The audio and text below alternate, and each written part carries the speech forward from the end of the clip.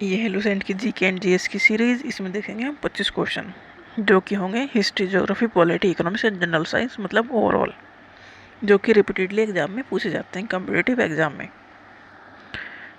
तो पार्ट 9 है Indian constitution का। 12 पार्ट में है इंडियन कॉन्स्टिट्यूशन के। तो पार्ट 9 में है पंचायत। आर्टिकल 243 से 243 ए होगा, फिर B C D E F ऐसे 243 ओ तक सारे आर्टिकल पंचायत के हैं। पार्ट 9 ए में 243 पी से लेकर 243 जेड जी, जेड हो गया, फिर Z A, Z B, Z C, इस तरह से जेड जी तक सारे आर्टिकल म्यूनसिपालिटीज़ के हैं, जो कि होती है अर्बन एरियाज़ में। और 9 बी कोऑपरेटिव सोसाइटीज़ के आर्टिकल हैं। ये काफ़ी इंपॉर्टेंट है कि कोऑपरेटिव सोसाइटीज़ का आर्टिकल कौन से हैं। तो 243 जेड एस से लेके 243 जेड टी तक। ये बहुत अच्छा क्वेश्चन है जो पूछ लिया जाता है आराम से। आर्टिकल के क्वेश्चन आराम से पूछ जाते हैं, एक ना एक होता ही है। खरीफ की क्रॉप कौन सी है जो जुलाई में बोई जाती है और अक्टूबर तक तैयार हो जाती है। जैसे कि राइस है, ज्वार है, बाजरा है, ये मानसून में बोए जाते हैं। मक्का, कॉटन, शुगर केन, सोयाबीन और ग्राउंडनट। तो ये खरीफ की क्रॉप्स हैं। एक एग्जाम्पल पूछ लिया जाता है कौन से खरीफ की क्रॉप्स हैं। एंटीडोट किसे कहते हैं? वो मेडिसिन जो यूज़ की जाती है अगेंस्ट पॉइजन, मतलब किसी ने कोई जहर खा लिया हो, किसी को जैसे सांप काट गया हो, तो उस जहर का असर ख़त्म करने के लिए एंटीडोट दी जाती है उसी का।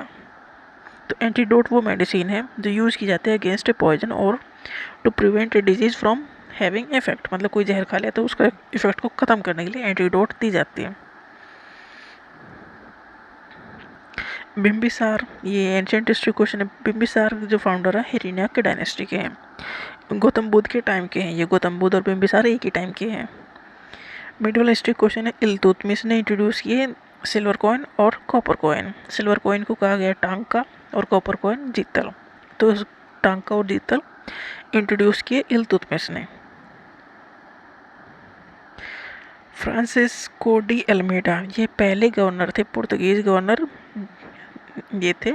पहले पुर्तगीज गवर्नर थे फ्रांसिस्को डी अल्मेडा। इन्होंने पॉलिसी ऑफ ब्लू वाटर ये लेके आए, इसीलिए फेमस है। तो पहले पुर्तगीज गवर्नर है फ्रांसिस्को डी अल्मेडा। जुपिटर, ये क्वेश्चन है ज्योग्राफी का। Jupiter biggest and mercury smallest planet है हमारे सोलर सिस्टम में। 8 प्लेनेट है, पहले मरकरी, फिर वीनस, फिर अर्थ, फिर Mars, Jupiter, Saturn, Uranus, Neptune. ये सन के बाद इनका सीक्वेंस भी यही है, पहले Mercury, Venus, Earth, Mars, Jupiter, Saturn, Uranus, Neptune. तो जुपिटर सबसे बड़ा है और मरकरी सबसे छोटा है, और मरकरी सन के सबसे नज़दीक है। अर्थ सन से 3rd नंबर पर है।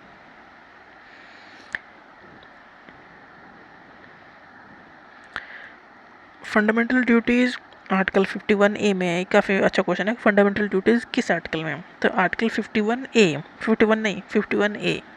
आर्टिकल 51 अलग है, उसमें इंटरनेशनल पीस एंड सिक्योरिटी है, और आर्टिकल 51 ए में है फंडामेंटल ड्यूटीज़। तो इसी वजह से आर्टिकल बढ़ जाते हैं। और ये किस पार्ट में? कॉन्स्टिट्यूशन के पार्ट है 4th ए। ये फंडामेंटल ड्यूटीज जब कॉन्स्टिट्यूशन आया लिखा गया तब नहीं थी, इसे बाद में ऐड किया गया। तो क्वेश्चन घुमा फिरा पूछ लिया जाता है। तो कब ऐड किया गया? 1976 में 42nd कॉन्स्टिट्यूशनल अमेंडमेंट एक्ट के थ्रू। मतलब जब कोई नई चीज़ कॉन्स्टिट्यूशन में ऐड की जाती है तो एक अमेंडमेंट एक्ट से बनाया जाता है। तो ये 42nd नंबर का था। तो फंडामेंटल ड्यूटीज़ का आर्टिकल है 51 ए, पार्ट है 4th ए, आर्टिकल है 42nd कॉन्स्टिट्यूशनल अमेंडमेंट एक्ट के थ्रू ऐड किया गया और 1976 में ऐड किया गया। मतलब फंडामेंट जब इंडियन कॉन्स्टिट्यूशन लिखा गया, जब ड्यूटीज उसमें नहीं लिखी गई थी, 1976 में इन्हें रखा गया। आर्टिकल 51 ए, पार्ट है 4th A.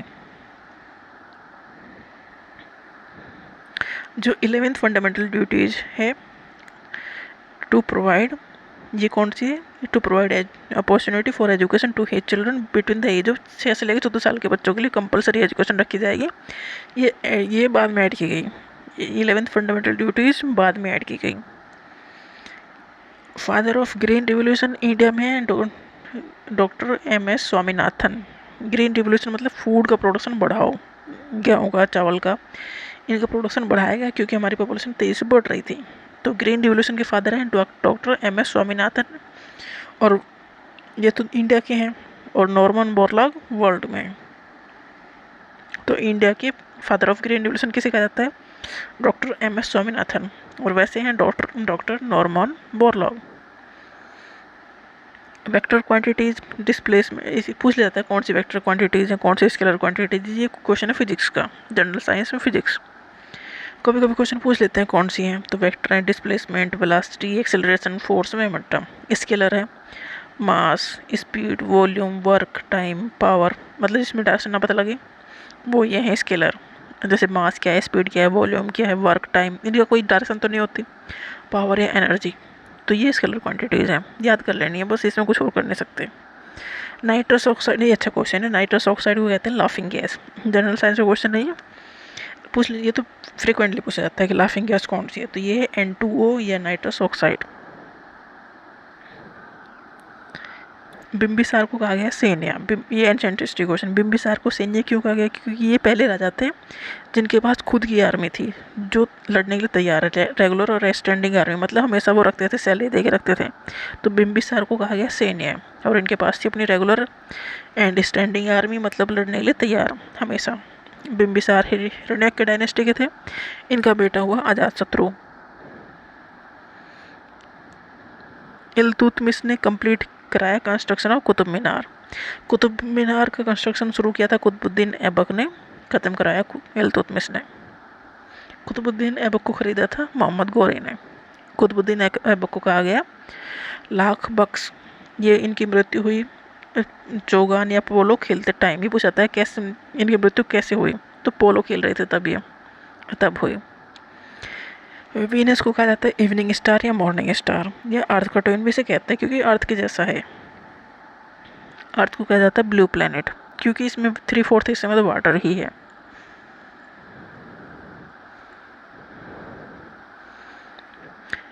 Right to constitutional remedies, article 32 को डॉक्टर भीमराव अम्बेडकर ने कहा आत्मा, कॉन्स्टिट्यूशन की आत्मा बताया। सोल ऑफ द कॉन्स्टिट्यूशन, ये पूछाता है आर्टिकल 32 को सोल ऑफ द कॉन्स्टिट्यूशन किसने कहा? ये कहा डॉक्टर भीमराव अम्बेडकर ने। डॉक्टर भीमराव अम्बेडकर जब जो कॉन्स्टिट्यूशन की जो ड्राफ्टिंग कमेटी थी उसके हेड थे, मतलब और भी मेंबर लिख रहे थे बट उस कमेटी को हेड कर रहे थे doctor Bhimrao Ambedkar. Constitution drafting committee, इसलिए इन्हें लिखा जाता है, इसलिए कहा जाता है कि इन्होंने कॉन्स्टिट्यूशन लिखा क्योंकि उस कमेटी के हेड थे डॉक्टर भीमराव अम्बेडकर, BR अम्बेडकर। तो इन्होंने कहा आर्टिकल 32 को सोल ऑफ द कॉन्स्टिट्यूशन, क्योंकि ये थे राइट टू कॉन्स्टिट्यूशनल रेमेडी, क्योंकि अगर हमारा किसी भी अधिकार का हनन हो रहा है तो हम सुप्रीम कोर्ट में जा सकते हैं। इस आर्टिकल में ये था। तो आर्टिकल 32 को कहा गया कॉन्स्टिट्यूशन की आत्मा, किसने कहा? डॉक्टर भीमराव अम्बेडकर ने। बियर एंड बुल, ये इकोनॉमिक्स के टर्म है। बियर उन्हें कहा गया वो इंडिविजुअल जो सेल करते अपना शेयर स्टॉक मार्केट में इस उम्मीद में कि आगे जाके शेयर का प्राइस गिरने वाला है, मतलब कोई क्यों बेचेगा, अगर उससे लगेगा आगे नुकसान होगा तो बेच देगा, तो उस इंडिविजुअल को कहेंगे bear. Bear is an individual who sell share in hope that the stocks price would fall. उस स्टॉक का प्राइस आगे जाके गिर जाएगा, इस उम्मीद में हम आधी बेच देते हैं, तो उसे कहेंगे बियर। बुल वो इंडिविजुअल है कि अगर कोई बेच रहा है तो कोई खरीदेगा भी, तो बुल वो इंडिविजुअल है जिसे लगता है कि आगे जाके इस शेयर का प्राइस बढ़ जाएगा, तो उसे कहेंगे बुल, तो वो खरीद लेगा। आर्टिफिशियल रेस्पिरेशन में जो गैस यूज होती है, ऑक्सीजन सिलेंडर में जो ऑक्सीजन सिलेंडर यूज़ करते हैं उसमें ऑक्सीजन के अलावा हीलियम भी होती है, मिक्सचर होता है इनका। ये पूछा जाता है कि आर्टिफिशियल रेस्पिरेशन में कौन सी गैस यूज़ करते हैं, तो ऑक्सीजन के साथ हीलियम भी उसमें होती है। यूरिया पहला ऑर्गेनिक कंपाउंड है जो लैब में बनाया गया। ये जनरल साइंस क्वेश्चन पूछ लिया जाता है कि पहला कौन सा कंपाउंड जो सिंथेसाइज किया है लैब में, तो यूरिया वो कंपाउंड है।